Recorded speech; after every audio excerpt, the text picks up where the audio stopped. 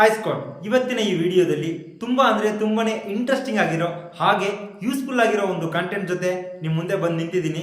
ಇನ್ನು ಕೆಲವು ದಿನಗಳಲ್ಲಿ ನಮ್ಮ ಭಾರತದಲ್ಲಿ MP ಎಲೆಕ್ಷನ್ ಬರ್ತಾ ಇದೆ. ಸೊ ಎಲೆಕ್ಷನ್ ಅಂತಂದ್ರೆ ಬೇಸಿಕ್ ಆಗಿ ಒಂದು ವಿಷಯ ಎಲ್ಲರ ಮನಸ್ಸಲ್ಲೂ ಬರುತ್ತೆ, ದುಡ್ಡು.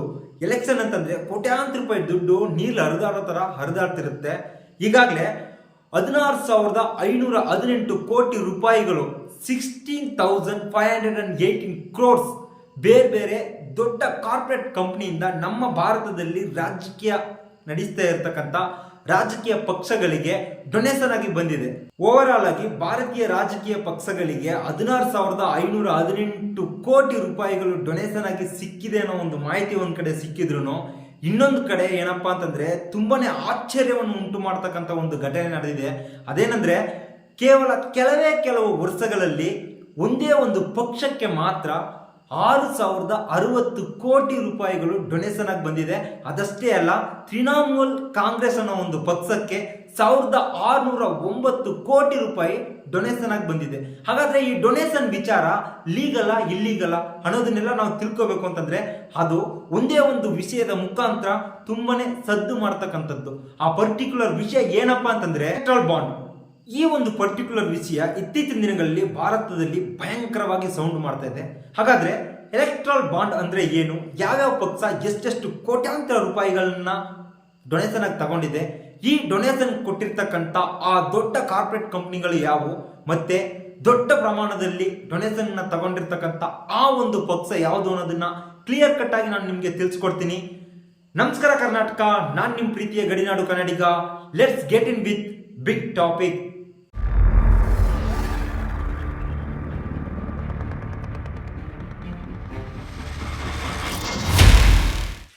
ಇಲ್ಲಿ ವಿಷಯ ಏನಪ್ಪಾ ಅಂತಂದ್ರೆ ಎಲೆಕ್ಟ್ರಲ್ ಬಾಂಡ್. ಈ ಒಂದು ಪರ್ಟಿಕ್ಯುಲರ್ ವಿಷಯವನ್ನ 2018ರಲ್ಲಿ ಇಂಡಿಯನ್ ಸೆಂಟ್ರಲ್ ಗವರ್ಮೆಂಟ್ ಬಂದು ಒಂದು ಸ್ಕೀಮ್ ಮುಖಾಂತರ ಪರಿಚಯಿಸುತ್ತೆ.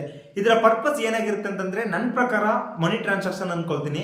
ಏನಪ್ಪಾ ಅಂತಂದ್ರೆ ಈ ಎಲೆಕ್ಟ್ರಲ್ ಬಾಂಡ್ ಅನ್ನೋ ಒಂದು ವಿಷಯವನ್ನ ಭಾರತದಲ್ಲಿ ಇರ್ತಕ್ಕಂಥ ದೊಡ್ಡ ಕಾರ್ಪೊರೇಟ್ ಕಂಪನಿ ಆಗ್ಬೋದು, ಇಲ್ಲ ಸಣ್ಣ ಪ್ರಮಾಣದ ಕಂಪನಿಗಳಾಗ್ಬೋದು, ಯಾರು ಬೇಕಾದರೂ ತಗೊಂಡು ಅವರ ಇಚ್ಛೆಯಂತೆ ಅವರು ಯಾರಿಗೆ ಕಂಫರ್ಟಬಲ್ ಆಗಿರ್ತಾರೋ ಆ ರಾಜಕೀಯ ಪಕ್ಷದವ್ರಿಗೆ ಡೊನೇಷನ್ ಅನ್ನೋದನ್ನ ಕೊಡ್ಬೋದಿತ್ತು.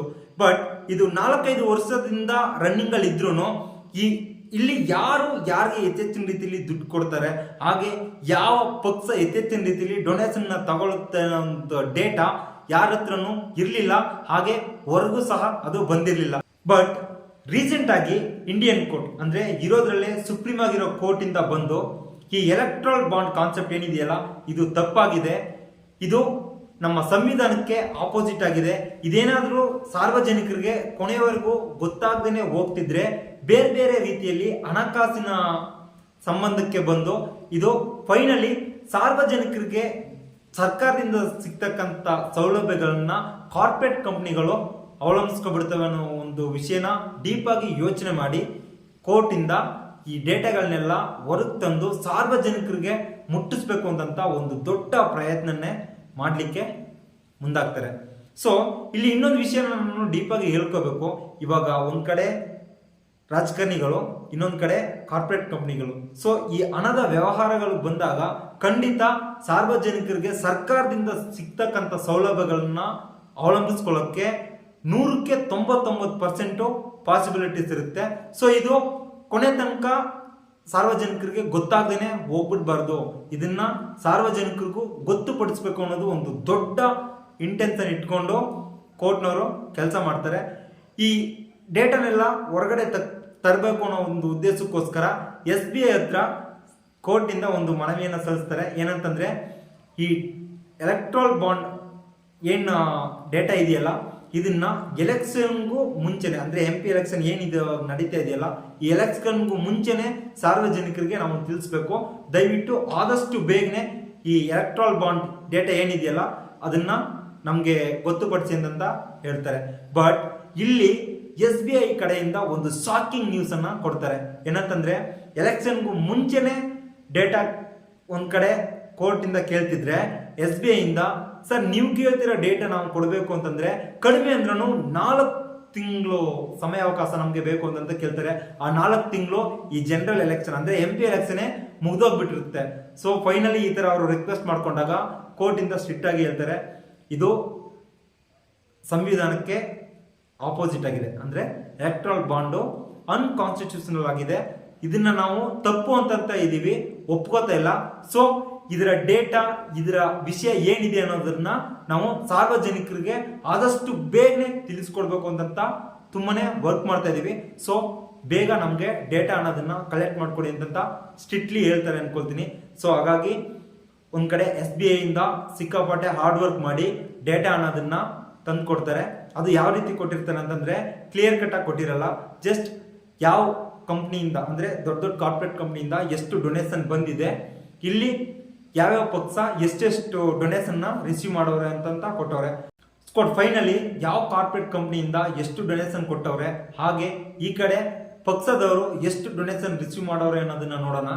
ಬಟ್ ಇವಾಗ ನಾನು ಎಲ್ಲಿ ಕೊಟ್ಟಿರೋ ಡೇಟಾ ತುಂಬಾ ಅಂದ್ರೆ ತುಂಬಾನೇ ಇಂಪಾರ್ಟೆಂಟ್. ಯಾಕಪ್ಪ ಅಂತಂದ್ರೆ ಎಲೆಕ್ಷನ್ ಅಲ್ಲಿ ನಾವು ಗೆಲ್ಬೇಕು ಅಂತಂದ್ರೆ, ಇಲ್ಲ ಎಲೆಕ್ಷನ್ ಅಲ್ಲಿ ಪಾರ್ಟಿಸಿಪೇಟ್ ಮಾಡ್ಬೇಕು ಅಂತಂದ್ರೆ ಒಳ್ಳೆಯವರಾಗಿರ್ತೀವೋ ಕೆಟ್ಟವರಾಗಿರ್ತೀವೋ, ಒಳ್ಳೇದ್ ಮಾಡಿರ್ತೀವೋ ಕೆಟ್ಟದ್ ಮಾಡಿರ್ತೀವೋ ಇದೆಲ್ಲ ಮ್ಯಾಟ್ರೇ ಆಗಲ್ಲ.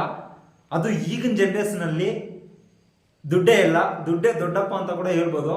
ಯಾಕಪ್ಪ ಅಂತಂದ್ರೆ ನಾವು ಎಲೆಕ್ಷನ್ ಅಲ್ಲಿ ನಿಂತು ಗೆಲ್ಬೇಕು ಅಂತಂದ್ರೆ ಮುಖ್ಯವಾಗಿ ನಮಗೆ ರೀಚ್ ಅನ್ನೋದು ಸಿಗ್ಬೇಕು. ನಾವು ಯಾವುದೋ ಒಂದು ಪಕ್ಷ ಕಟ್ಕೊಂಡಿರ್ತೀವಿ, ಯಾವುದೋ ಒಂದು ಲೋಗೋದಲ್ಲಿ ನಾವು ನಿಂತಿರ್ತೀವಿ ಅಂತಂದ್ರೆ ಅದು ಸಾರ್ವಜನಿಕರಿಗೆ ಗೊತ್ತುಪಡಿಸ್ಬೇಕು ಅನ್ಬೇಕಾದ್ರೆ ಖಂಡಿತ ಅಡ್ವರ್ಟೈಸ್ಮೆಂಟ್ ಇರ್ಬೋದು, ಆಗ್ಲೇ ಕ್ಯಾನ್ವಾಸ್ ಇರ್ಬೋದು, ಪೋಸ್ಟರ್ಸ್ ಇರ್ಬೋದು, ಬೇರೆ ಬೇರೆ ರೀತಿ ನಾವು ರೀಚ್ ಜನಗಳಿಗೆ ತಗೊಂಡೋಗಿ ಸೇರಿಸ್ಬೇಕು ಅಂತಂದ್ರೆ ದುಡ್ಡು ತುಂಬಾನೇ ಮುಖ್ಯವಾಗಿದೆ. ಸೊ ಈ ಎಲೆಕ್ಟ್ರಲ್ ಬಾಂಡ್ ಅನ್ನೋದು ಇದಕ್ಕೋಸ್ಕರನೇ ಆಗಿರ್ಬೇಕು ಅಂತ ನನ್ನ ಅನಿಸಿಕೆ. ಎನಿವೇಸ್ ಇವಾಗ ಮೊದಲು ಯಾವ್ಯಾವ ಪಕ್ಷಗಳು ಎಷ್ಟೆಷ್ಟು ಕೋಟಿ ರೂಪಾಯಿಯನ್ನ ಡೊನೇಷನ್ ಆಗಿ ಪಡ್ಕೊಂಡಿವೆ ಅನ್ನೋದನ್ನ ನೋಡೋಣ. 11ನೇ ಸ್ಥಾನದಲ್ಲಿ ಇರ್ತಕ್ಕಂಥದ್ದು ತಮಿಳುನಾಡಿಗೆ ಸೇರಿದ ADMK ಪಕ್ಷ 6 ಕೋಟಿ ರೂಪಾಯಿಯನ್ನ ಡೊನೇಷನ್ ಆಗಿ ಪಡ್ಕೊಂಡಿದೆ. 10ನೇ ಸ್ಥಾನದಲ್ಲಿ ಆಮ್ ಆದ್ಮಿ, ಡೆಲ್ಲಿಗೆ ಸೇರಿದ ಒಂದು ಪಕ್ಷ, ಇದು 65 ಕೋಟಿ ರೂಪಾಯಿಯನ್ನ ಡೊನೇಷನ್ ಆಗಿ ಪಡ್ಕೊಂಡಿದೆ. 9ನೇ ಸ್ಥಾನದಲ್ಲಿ ರಾಷ್ಟ್ರೀಯ ಜನತಾದಳ್, ಬಿಹಾರ್ಗೆ ಸೇರಿದ ಪಕ್ಷ 72 ಕೋಟಿಯನ್ನ ಡೊನೇಷನ್ ಆಗಿ ಪಡ್ಕೊಂಡಿದೆ. 8ನೇ ಸ್ಥಾನದಲ್ಲಿ ಶಿವಸೇನೆ ಇದೆ, 159 ಕೋಟಿಯನ್ನ ಡೊನೇಷನ್ ಆಗಿ ಪಡ್ಕೊಂಡಿದೆ. 7ನೇ ಸ್ಥಾನದಲ್ಲಿ ತೆಲುಗು ದೇಶಂ ಪಾರ್ಟಿ 280 ಕೋಟಿಯನ್ನ ಡೊನೇಷನ್ ಆಗಿ ಪಡ್ಕೊಂಡಿದೆ. 6ನೇ ಸ್ಥಾನದಲ್ಲಿ YSR ಕಾಂಗ್ರೆಸ್ 337 ಕೋಟಿ ರೂಪಾಯಿಯನ್ನ ಡೊನೇಷನ್ ಆಗಿ ಪಡ್ಕೊಂಡಿದೆ. 5ನೇ ಸ್ಥಾನದಲ್ಲಿ ತಮಿಳುನಾಡಲ್ಲಿ ಇವಾಗ ಆಳ್ವಿಕೆ ನಡೆಸ್ತಕ್ಕಂಥ DMK ಪಕ್ಷ 639 ಕೋಟಿಯನ್ನ ಡೊನೇಷನ್ ಆಗಿ ಪಡ್ಕೊಂಡಿದೆ. 4ನೇ ಸ್ಥಾನದಲ್ಲಿ ಭಾರತ್ ರಾಷ್ಟ್ರ ಸಮಿತಿ 1214 ಕೋಟಿ ರೂಪಾಯಿಯನ್ನ ಡೊನೇಷನ್ ಆಗಿ ಪಡ್ಕೊಂಡಿದೆ. 3ನೇ ಸ್ಥಾನದಲ್ಲಿ, ಇದು ಹೆಂಗೆ ಹೇಳ್ಬೇಕು ಅಂತ ಗೊತ್ತಾಗ್ತಾ ಇಲ್ಲ, ಕಾಂಗ್ರೆಸ್. ಆಕ್ಚುಲಿ ನಾನು ಸೆಕೆಂಡ್ ಪೊಸಿಷನ್ ಬರುತ್ತೆ ಅನ್ಕೊಂಡಿದ್ದೆ. ಕಾಂಗ್ರೆಸ್ 1421 ಕೋಟಿ ರೂಪಾಯಿಯನ್ನ ಪಡ್ಕೊಂಡಿದೆ. ಎರಡನೇದು ನಾನು ಇವಾಗಲೇ ಹೇಳಿದ್ದೆ, ತೃಣಮೂಲ್ ಕಾಂಗ್ರೆಸ್ 1609 ಕೋಟಿಯನ್ನ ಡೊನೇಷನ್ ಆಗಿ ಪಡ್ಕೊಂಡಿದೆ. ಈಗಾಗ ನಿಮ್ಗೆಲ್ಲ ಗೊತ್ತಿರಬೇಕು ಅನ್ಕೊಳ್ತೀನಿ, ಡೊನೇಷನ್ ಪಡ್ಕೊಂಡಿರೋದ್ರಲ್ಲಿ ಮೊದಲನೇ ಸ್ಥಾನವನ್ನ ಹಿಡಿದಿರ್ತಕ್ಕಂಥ ಪಕ್ಷ BJP, ಭಾರತೀಯ ಜನತಾ ಪಾರ್ಟಿ. ಸೊ ಎಷ್ಟು ಅಂತಂದ್ರೆ 6060 ಕೋಟಿ ರೂಪಾಯಿಯನ್ನ ಡೊನೇಷನ್ ಆಗಿ ಪಡ್ಕೊಂಡಿದೆ. ಇವಾಗ ನಾವು ಯಾವ ಕಾರ್ಪೊರೇಟ್ ಕಂಪನಿಯಿಂದ ಎಷ್ಟು ಕೋಟಿ ರೂಪಾಯಿಯನ್ನ ಡೊನೇಷನ್ ಆಗಿ ನೀಡಿದೆ ಅನ್ನೋದನ್ನ ನೋಡೋಣ. 10ನೇದಾಗಿ ಮದನ್ ಲಾಲ್ ಲಿಮಿಟೆಡ್ 185 ಕೋಟಿ ರೂಪಾಯಿಯನ್ನ ಡೊನೇಷನ್ ಆಗಿ ಕೊಟ್ಟವ್ರೆ. 9ನೇ ಸ್ಥಾನ ಕೆವೆಂಟರ್ಸ್, ಇದೊಂದು ಫುಡ್ ಕಂಪನಿ, 195ರಿಂದ 200 ಕೋಟಿ ರೂಪಾಯಿಯನ್ನ ಡೊನೇಷನ್ ಆಗಿ ಕೊಟ್ಟವ್ರೆ. 8ನೇ ಸ್ಥಾನ ವೆಸ್ಟರ್ನ್ UP 200 ಕೋಟಿ ರೂಪಾಯಿಯನ್ನ ಡೊನೇಷನ್ ಆಗಿ ಕೊಟ್ಟವ್ರೆ. 7th ಒನ್ SN ಮೈನಿಂಗ್ 220 ಕೋಟಿ ರೂಪಾಯಿಯನ್ನ ಡೊನೇಷನ್ ಆಗಿ ಕೊಟ್ಟವ್ರೆ. ಆಕ್ಚುಲಿ ಮೈನಿಂಗ್ ಅಂತಂದ್ರೆ ಆಕ್ಚುಲಿ ಸ್ಟಾರ್ಟಿಂಗ್ ಅಲ್ಲಿ ಹೇಳಿದ್ರು ಅಲ್ವಾ, ಸಾರ್ವಜನಿಕರಿಗೆ ಸರ್ಕಾರದಿಂದ ಸಿಗ್ತಕ್ಕಂಥ ಸೌಲಭ್ಯಗಳನ್ನ ಕಾರ್ಪೊರೇಟ್ ಅವಲಂಬಿಸ್ಕೊಬಿಡ್ತಾರೆ ಅಂತ. ಸೊ ಮೈನಿಂಗ್ ಅಲ್ಲಿ ಅಂತಂದ್ರೆ ನಿಮ್ಗೆಲ್ಲ ಗೊತ್ತಿರಬೇಕು, ಅದು ಲೀಗಲ್ ಆಗಿ ನಡೆದ್ರು ಮನುಷ್ಯ ಜಾತಿಗೆ ಅದು ಯಾವುದೋ ಒಂದು ಕಡೆ ತೊಂದರೆಯನ್ನು ಉಂಟು ಮಾಡ್ತಿರುತ್ತೆ. ಸೊ 6ನೇ ಸ್ಥಾನದಲ್ಲಿ ಇರ್ತಕ್ಕಂಥದ್ದು ಭಾರತಿ ಗ್ರೂಪ್ 245 ಕೋಟಿ ರೂಪಾಯಿಯನ್ನ ಡೊನೇಷನ್ ಆಗಿ ನೀಡವ್ರೆ. 5ನೇ ಸ್ಥಾನದಲ್ಲಿ ಆಲ್ಡಿಯಾ ಎನರ್ಜಿ 377 ಕೋಟಿಯನ್ನ ನೀಡವ್ರೆ. 4ನೇ ಸ್ಥಾನದಲ್ಲಿ ವೇದಾಂತ 400 ಕೋಟಿ ರೂಪಾಯಿಯನ್ನ ಡೊನೇಷನ್ ಆಗಿ ನೀಡವ್ರೆ. 3ನೇ ಸ್ಥಾನದಲ್ಲಿ quick supply chain private limited 410 ಕೋಟಿಯನ್ನ ಡೊನೇಷನ್ ಆಗಿ ನೀಡವ್ರೆ. 2ನೇ ಸ್ಥಾನ ಎರಡನೇ ಸ್ಥಾನ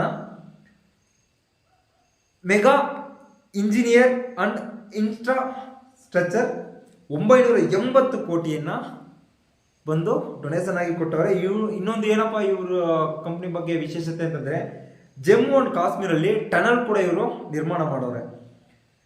ಫೈನಲಿ ಫಸ್ಟ್ ಒನ್ ಇರ್ತಕ್ಕಂಥದ್ದು ಫ್ಯೂಚರ್ ಗೇಮಿಂಗ್ ಅಂಡ್ ಹೋಟೆಲ್. ಇದು ತಮಿಳುನಾಡಲ್ಲಿ ಬರ್ತಕ್ಕಂಥದ್ದು. ಈ ಒಂದು ಕಂಪ್ನಿನೇ ಎಚ್ಚೆತ್ತ ರೀತಿಯಲ್ಲಿ ಡೊನೇಷನ್ ಕೊಟ್ಕೊಂಡು ಬಂದಿರ್ತಕ್ಕಂಥದ್ದಂತೆ. ಎಷ್ಟು ಅಂತಂದ್ರೆ 1368 ಕೋಟಿ ರೂಪಾಯಿಯನ್ನ ರಾಜಕೀಯ ಪಕ್ಷಗಳಿಗೆ ಡೊನೇಷನ್ ಆಗಿ ನೀಡಿರ್ತಕ್ಕಂಥದ್ದು. ಇದಷ್ಟೇ ಅಲ್ಲ, ಬೇರೆ ಬೇರೆ ಕಂಪ್ನಿಗಳು ಸಣ್ಣ ಪ್ರಮಾಣದಲ್ಲಿ, example Bajaj, PVR, DLF, Apollo tyres, ಈ ತರ ಎಷ್ಟೋ ಕಂಪ್ನಿಗಳು ನಮ್ಮ ರಾಜಕೀಯ ಪಕ್ಷಗಳಿಗೆ ಡೊನೇಷನ್ ಆಗಿ ಹಣವನ್ನ ಕೊಡ್ತಾ ಇದ್ದಾವೆ. ಸೊ ಎನಿವೇಸ್ ಕೂಡ ಇವತ್ತಿನ ಈ ವಿಡಿಯೋದಲ್ಲಿ ನನ್ನ ಕೈಯಲ್ಲಿ ಆದಷ್ಟು, ನನ್ನ ಶಕ್ತಿಗೆ ಮೀರಿದಷ್ಟು ಒಂದಷ್ಟು ಪಬ್ಲಿಕ್ಗೆ ತಿಳಿಸ್ಬೇಕಾದ ಮುಖ್ಯವಾದ ವಿಷಯನ ನಿಮ್ಗೆಲ್ರಿಗೂ ತಿಳಿಸ್ಬೇಕು ಅಂತ ತುಂಬಾ ಕಷ್ಟಪಟ್ಟು ಈ ವಿಡಿಯೋನ ಮಾಡಿರ್ತಕ್ಕಂಥದ್ದು. ಆಕ್ಚುಲಿ ಇಷ್ಟು ದಿನ ಲಾಗ್ಸ್ ಮತ್ತೆ ಬೇರೆ ಬೇರೆ ಏನೇನೋ ಮಾಡ್ತಿದ್ದೆ, ಬಟ್ ಇನ್ ರೆಗ್ಯುಲರ್ಲಿ ಈ ತರ ವಿಡಿಯೋಸ್ನ ಮಾಡೋಣ ಅಂತ ಫಸ್ಟ್ ಸ್ಟೆಪ್ಪೇ ಏನಾದರೂ ಒಂದು ವಿಷಯನ ನಮ್ಮ ಸಬ್ಸ್ಕ್ರೈಬರ್ಸ್ಗೆ ಹಾಗೆ ನನ್ನ KTN ಫ್ಯಾಮಿಲಿಗೆ ಸೇರಿಸ್ಬೇಕು ಅಂತ ಒಂದು ಹೊಸ ಪ್ರಯತ್ನ ದೊಡ್ಡ ಮಟ್ಟದಲ್ಲಿ ಮಾಡಿರ್ತಕ್ಕಂಥದ್ದು. ಈ ವಿಡಿಯೋ ನಿಮ್ಗೆ ಏನಾದರೂ ಇಷ್ಟ ಆದರೆ ಮರೀದೆ ಲೈಕ್ ಮಾಡಿ, ಹಾಗೆ ನಿಮಗೆ ಈ ಬಾಂಡ್ ಬಗ್ಗೆ ಏನು ಅನ್ಸುತ್ತೋ ಅದನ್ನ ಕಮೆಂಟ್ ಸೆಕ್ಷನಲ್ಲಿ ಮೆನ್ಷನ್ ಮಾಡಿ. ಹಾಗೆ ಈ ಎಲೆಕ್ಷನಲ್ಲಿ ಯಾರು ಗೆಲ್ತಾರೆ ಅನ್ನೋದನ್ನು ಸಹ ಮೆನ್ಷನ್ ಮಾಡಿರಿ. ನೋಡೋಣ ನಮ್ಮ ಪ್ರಿಡಿಕ್ಷನ್ ಹೆಂಗಿರುತ್ತೆ ಅಂತ. ಇನ್ವೆಸ್ಟ್ ಕೊಡಿ. ಇವತ್ತಿನ ವಿಡಿಯೋ ನಿಮ್ಗೆಲ್ಲ ಇಷ್ಟ ಆಗಿರುತ್ತೆ ಅಂತ ನಂಬ್ತಾ ಮತ್ತೆ ನಾಳೆ ಒಂದು ಹೊಸ ಕಂಟೆಂಟ್ ಅಲ್ಲಿ ಸಿಗ್ತೀನಿ. ಅಲ್ಲಿ ತನಕ ಎಲ್ಲರೂ ಸೇಫ್ ಆಗಿ ಖುಷಿಯಾಗಿರಿ. ಅದಕ್ಕೆ ಮುಂಚೆ ನನ್ನ ಚಾನಲ್ಗೆ ಯಾರಾದರೂ ಹೊಸಬ್ರಾಗಿ ಬಂದೆ ಮರೀದೆ ಸಬ್ಸ್ಕ್ರೈಬ್ ಆಗಿ ಬೆಲ್ ಬಟನ್ ಕ್ಲಿಕ್ ಮಾಡಿ ಆಲಲ್ಲಿ ಇಟ್ಕೊಳ್ಳಿ. ಹಾಗೆ ಈ ವಿಡಿಯೋನ ಫ್ರೆಂಡ್ಸ್ ಫ್ಯಾಮಿಲಿ ಅಂತ ಎಲ್ರಿಗೂ ಶೇರ್ ಮಾಡಿ ಸಪೋರ್ಟ್ ಮಾಡ್ತೀರಿ. ಮುಖ್ಯವಾಗಿ ರಾಜಕೀಯದಲ್ಲಿ ಮಿಂಗಲ್ ಆಗ್ತಕ್ಕಂಥ ನಿಮ್ಮ ಸ್ನೇಹಿತರು ಯಾರಾದರೂ ಇದ್ರೆ, ಇಲ್ಲ ನಿಮ್ಮ ಫ್ಯಾಮಿಲಿ ಮೆಂಬರ್ಸ್ ಯಾರಾದರೂ ಇದ್ರೆ ಖಂಡಿತ ಈ ವಿಡಿಯೋನ ಅವ್ರಿಗೆ ಶೇರ್ ಮಾಡಿ. ಖಂಡಿತ ಯೂಸ್ಫುಲ್ ಆಗಿರುತ್ತೆ. Anyway, love you all, take care. ಜೈ ಕರ್ನಾಟಕ ಮಾತೆ.